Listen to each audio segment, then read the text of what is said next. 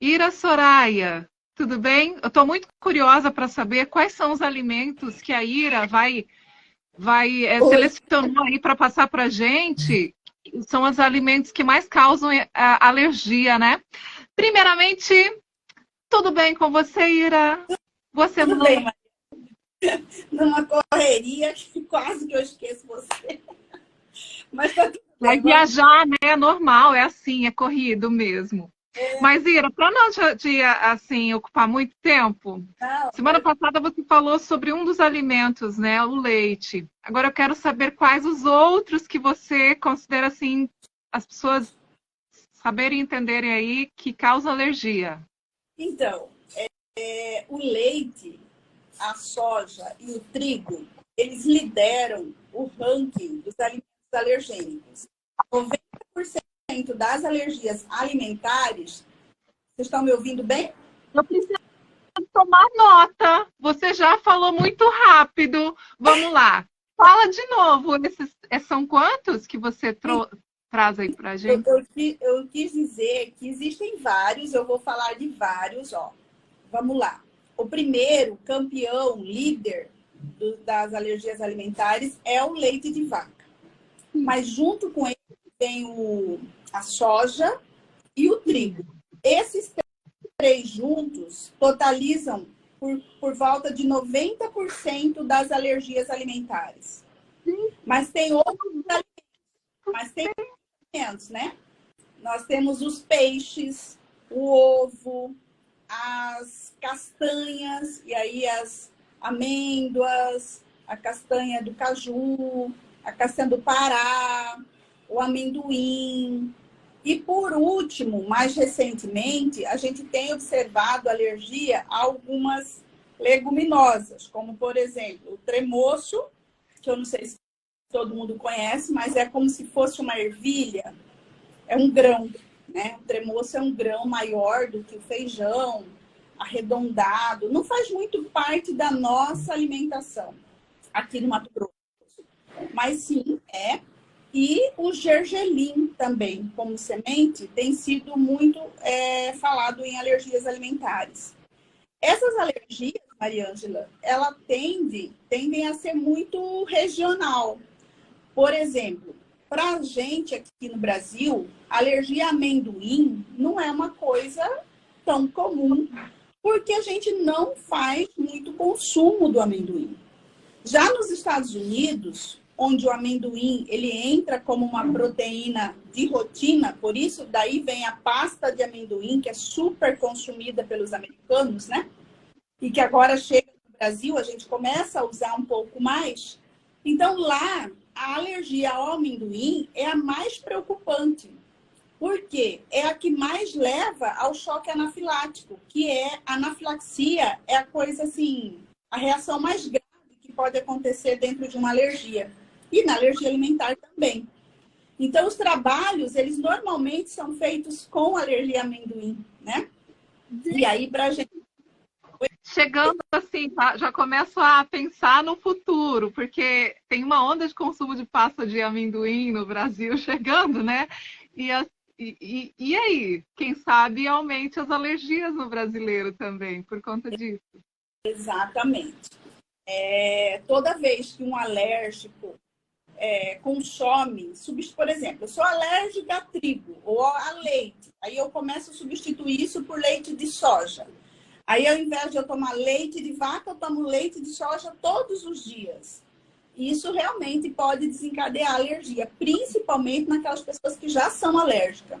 Então, E uma das...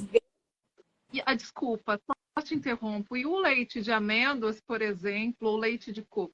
Então, a amêndoa é um...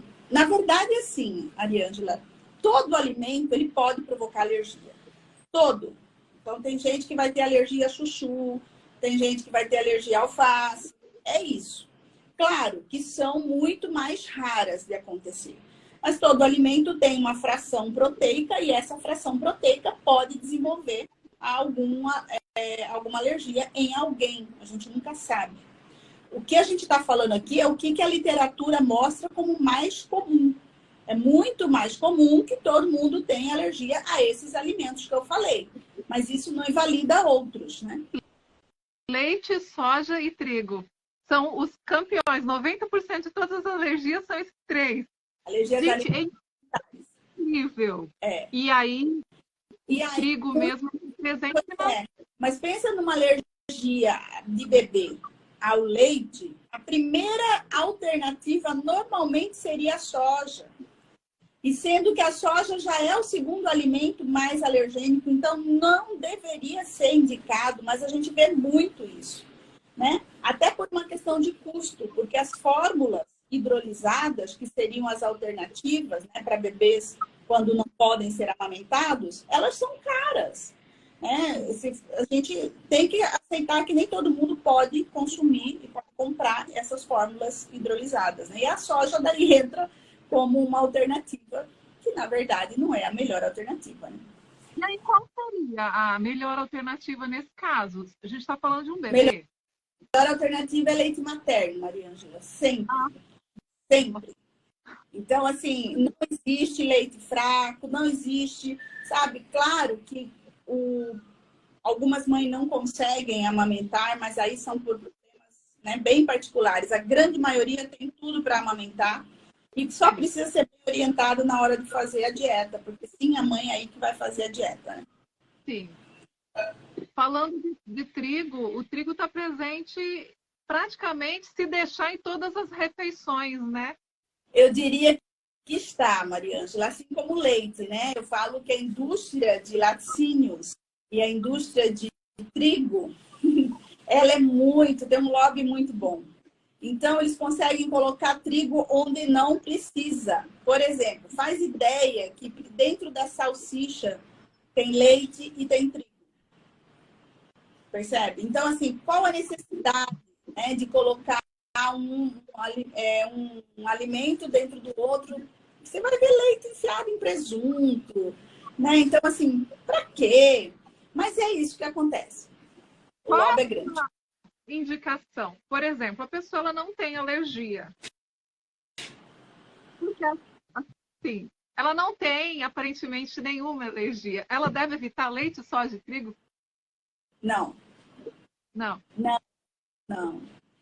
Todos eles têm vantagens e desvantagens. Como eu já falei em uma outra live, é uma questão de a gente entender que todo alimento tem seus benefícios, né? A gente não pode invalidar. E cada um é uma pessoa diferente, então pode sim fazer uso desses alimentos sem medo. Se você não tem nenhuma alergia, nenhuma intolerância, não tem nenhuma indicação de não consumir. Mas diminuir ou não? Então, não sei se quem já é meu cliente deve saber disso. Eu falo muito disso. Ou quem me segue, né, Mariângela, aqui no Instagram também, eu falo muito do rodízio alimentar. Isso é importante. Por quê? Primeiro, porque os nutrientes eles não estão todos no mesmo alimento. Então, por isso eu preciso comer variedade. E segundo, por causa disso.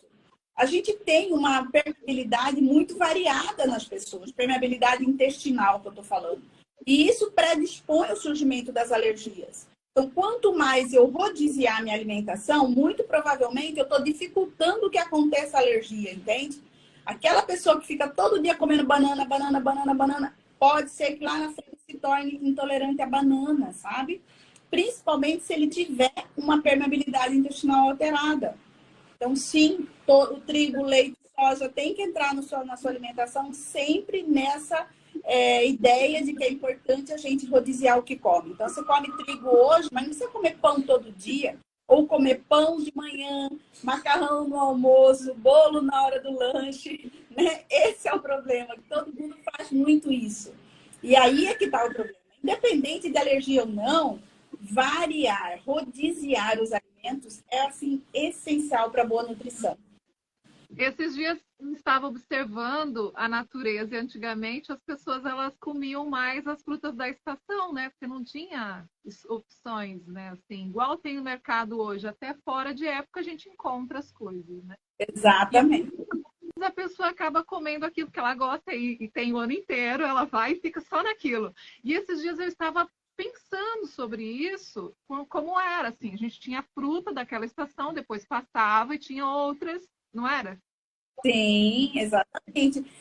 Eu até coloco no meu Instagram sempre, quase todos os meses, frutas da estação, para poder dar essa oportunidade de você lembrar. Além de ter os nutrientes maiores nessa época, ainda tem a questão do custo. As frutas exatamente, frutas e legumes da época costumam ser bem mais baratas do que aquelas que tem que trazer da, sei lá, da onde, de importar de outro país para poder ter aqui, né?